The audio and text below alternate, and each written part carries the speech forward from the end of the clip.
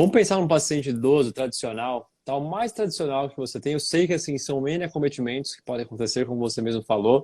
Então não dá para pegar o detalhinho cada acometimento, porque um AVE vai ser diferente de um outro tipo de demência, que vai ser diferente de uma queda com fratura de fêmur, num paciente mais idoso, entre outras coisas. Mas assim, ó, no detalhinho, tá? Ó, como é que é o seu? Eu quero saber assim, ó, como é que você capta esses pacientes? Que meios que você utiliza? O que você faz? Como é que você fala com eles? Como é que é a sua avaliação com eles? O seu atendimento? O que você faz de melhor com eles até a alta? E se existe alta em idoso? Acho que essa é uma pergunta da turma aí. Será que existe alta ou não? É para sempre. Então vamos começar desde antes do atendimento. Como é que funciona isso? Essa captação, como é que você estimula a sua fala? Você prepara o ambiente? Você não prepara? Quais são as principais dicas que um fisioterapeuta precisa prestar atenção ao captar um idoso, tá? Para ter sucesso nesse aumento de captação? Perfeito, ótima pergunta. Nunca tinha Uhum, parado para pensar nisso nessa ordem, então vou elaborar uhum. agora aqui contigo. Show Acredito de que no bola. primeiro momento é entender o processo de envelhecimento, né, para conseguir olhar para o paciente enquanto pessoa, né, na sua Uhum, individualidade e ver em qual momento que ele está, de todos os desfechos possíveis, né, de todos os estágios possíveis. Então, tá. assim, ter muito claro para nós que o envelhecimento é um processo que leva a vulnerabilidades e não a perdas, né? E aí a Uhum, gente já acende a primeira lanterna importante. É um idoso que uhum, vivencia perdas? Se ele vivencia perdas, muito provavelmente ele está vivenciando um processo de senilidade e não de senescência, que é o processo fisiológico, né, do envelhecimento, tá. que requer adaptações, mas que o idoso dá conta de fazer. Então, acho que no primeiro momento é exatamente isso, entender em qual é o tipo de envelhecimento que está vindo para você, Uhum, né? E aí escutar, né? Escutar isso com todos, inclusive com alterações cognitivas. Escutar o que ele consegue expressar. E aí não estou falando de queixa, tá? Tô falando, porque a queixa funcional está na nossa avaliação. Tem uma parte que a uhum, gente uhum, descreve a queixa e destrincha. Estou falando de possibilidades. Então, antes de saber o que ele não consegue fazer, o que ele gosta de fazer, o que faz sentido, porque às vezes andar não faz sentido,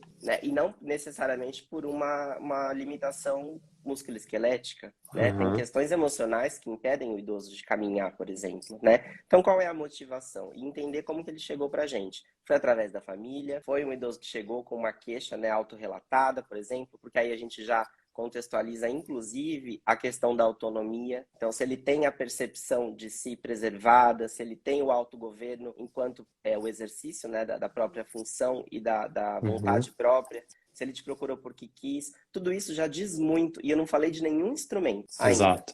A minha avaliação hoje, eu estou lançando um modelo de avaliação, mas Oh. invariavelmente é um papel em branco, porque as escalas trazem para nós, né, os percentuais de mobilidade, de funcionalidade, níveis de dependência funcional. A gente tem escala que proporciona, inclusive, o rastreio para risco de quedas, Uhum. fragilidade, declínio cognitivo.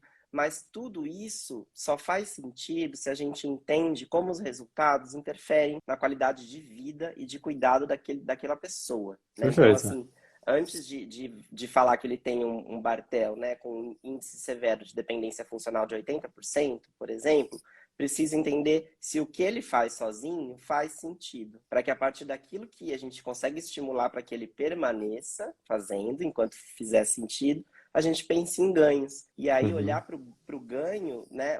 O manter é tão importante, né? E aí falar com o idoso e aí com a família, vou te agora puxar o caso, por exemplo, do idoso que tem transtorno neurocognitivo maior. E aí a gente Uhum. se reporta, às vezes, muitas vezes, apenas para a família, né? Então, assim, falar abertamente daquilo que é esperado daquela trajetória, né? Então, assim, é muito. E aí o fisioterapeuta que domina, né, o processo de envelhecimento fisiológico consegue entender o que é patológico, separa e foca. Então você chega para a família e Uhum. fala assim: olha, é esperado que pelo diagnóstico de base a gente vivencie algumas perdas ao longo do processo de desenvolvimento dessa doença neurodegenerativa como o Alzheimer, por exemplo. Então a gente vai trabalhar de forma preventiva. E o que é prevenir quando a gente já tem uma doença? É impedir que o agravo aconteça de forma desacelerada.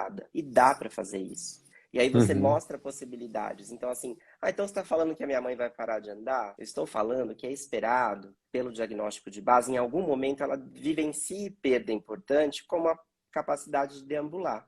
Mas enquanto isso, a gente tem possibilidade de estimular até que esse momento chegue uma série de outras coisas muito importantes. Então, a perda da deambulação é um marco, né, do idoso com alteração cognitiva Sim, sim. que traz um luto para a família. Então, a gente tem que falar isso antes, né? Porque quando chegar esse dia, a família vai falar, o Rafael falou que esse dia ia chegar, então eu me preparei. Né? Prepara, né? E aí você consegue trabalhar com qualidade de cuidado, faz a transição, né? E aí tem que saber a hora de prescrever o dispositivo, entender quando o dispositivo, por exemplo, deixa de ser um auxílio e passa a ser um obstáculo, retirar o dispositivo, desprescrever, falar com a família sobre isso, falar, olha, fez sentido andarmos até aqui, agora tornou-se tão desafiador que parou de ser um benefício. O prejuízo está maior. Vamos vivenciar o estímulo em posturas mais baixas? Só que você fala isso com leveza, com propriedade. Você entende da fisiopatologia, né, e do prognóstico possível, conhece a capacidade intrínseca do idoso, que ele está com você sempre, e aí você pontua. Né? E quando você pontua, a família te entende. Ela fala, olha, isso ia acontecer realmente, e aí a perda é menos abrupta. E no final das contas, o que a gente tem de evidência, de recomendação para essa população é justamente atenuar o declínio progressivo da funcionalidade através da mudança contínua da abordagem. Então, a fisioterapia não é o idoso que tem que mudar, sou eu. É o meu estímulo que precisa mudar, porque esse idoso muda Perfeito. todos os dias. E aí acompanhar. Perfeito. Cara, essa frase que você falou é fantástica, né? Leveza na fala, clareza no que você transmite para a família e principalmente, eu acredito, eu ouvindo você falar, você me transmite confiança. Eu sei que você entende do que você está falando. Acredito que isso é um principal determinante para as famílias confiarem nos profissionais de saúde que estão cuidando dos seus idosos aí, né? Dos membros familiares.